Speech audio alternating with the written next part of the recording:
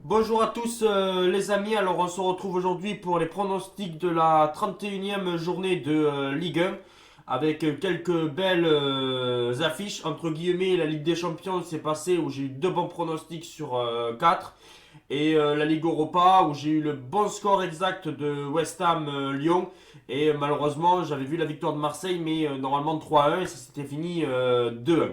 Oui, si j'ai un petit peu une voix bizarre, c'est parce que je suis enrhumé, je vous préviens. Mais là, on est parti pour faire les pronostics de cette 31e journée de Ligue 1. Alors là, je mise entre 4 et 5 pronostics parce que je pense que ça va être un petit peu compliqué les pronostics que je vais faire. Il y aura peut-être des doubles chances à tenter que des scores exacts. Alors on est parti, on va commencer ce soir par un Lorient Saint-Etienne.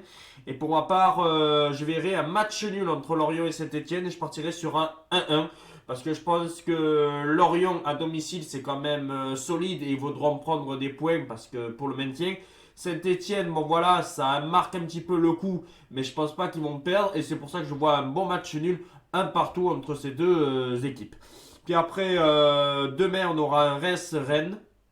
Et alors, Rennes, c'est pour Reims, c'est la bête noire. Mais je pense que Rennes, comme ils sont sur une bonne dynamique, ne va pas perdre ce match-là, mais ne va pas le gagner. Et Reims, voilà, c'est très moyen un petit peu, mais je pense que c'est possible qu'ils fassent match nul à domicile et je partirai aussi sur le même score, 1-1 entre Reims et Rennes, selon moi. Parce que bon, voilà, je pense que Rennes, voilà, comme Reims, c'est leur bête noire, je partirai aussi sur un match nul, un partout. Puis après, nous avons un Clermont-Paris Saint-Germain. Même si le PSG est moins bon à l'extérieur, là c'est quand même Clermont. Même normalement, si tu respectes le PSG, si tu respectes Clermont, normalement le PSG doit gagner ce match. Mais je pense que Clermont va essayer un petit peu de les inquiéter. Je verrai peut-être un match nul à la mi-temps.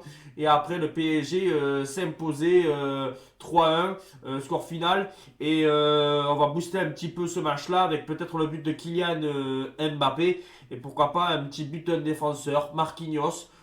Pourquoi pas qui pourrait débloquer le compteur dans ce match sur un coup de pied arrêté, un défenseur qui peut-être serait potentiellement un buteur dans ce match-là avec la victoire de Paris Saint-Germain 3-1. Et après maintenant on va passer au match de dimanche.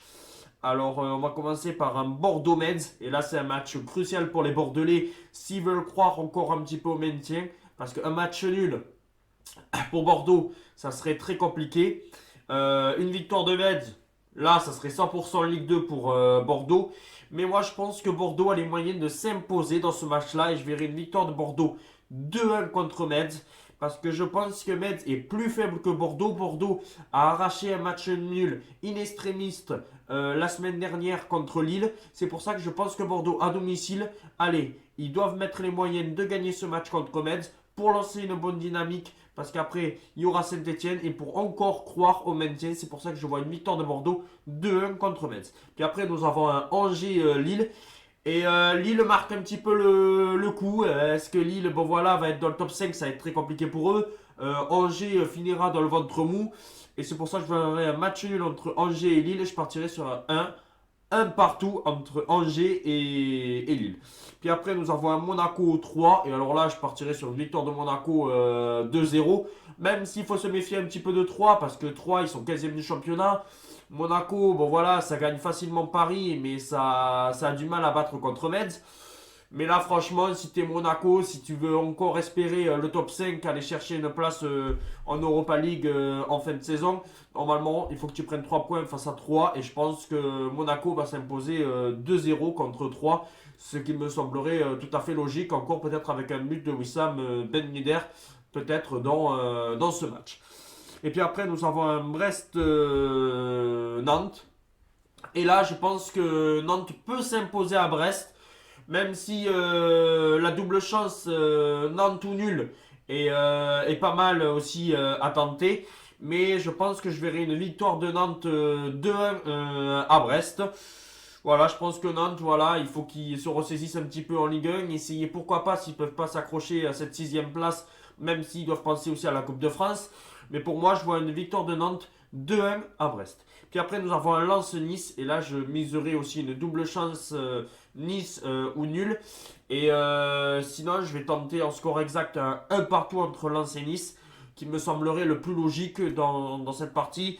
Voilà, parce que Nice marque un petit peu le coup. Et je pense que encore Nice va avoir du mal à gagner à Lens. Surtout qu'à Bollard, c'est très compliqué de gagner. C'est pour ça que je verrai un match nul 1-1 entre Lens et Nice. Puis après, nous avons un Strasbourg-Lyon. Et là, franchement, c'est un match déterminant pour l'Olympique lyonnais s'ils veulent croire encore au top 5. Parce que la Ligue des Champions, c'est très compliqué. Et c'est un match aussi déclic pour Strasbourg s'ils veulent croire aussi en Europa League. Et je verrai un match nul spectaculaire entre ces deux équipes. 2-2 entre Strasbourg et Lyon. Et on va terminer par un Marseille-Montpellier. Et là, je pense avec la fatigue de la Coupe d'Europe, je tenterai la double chance nul ou Marseille. Mais si j'ai un score exact, je partirai sur un match nul 1-1. Bon voilà, je vais pas être chauvin, là je vais pas dire la victoire en 5 de l'Olympique de Marseille.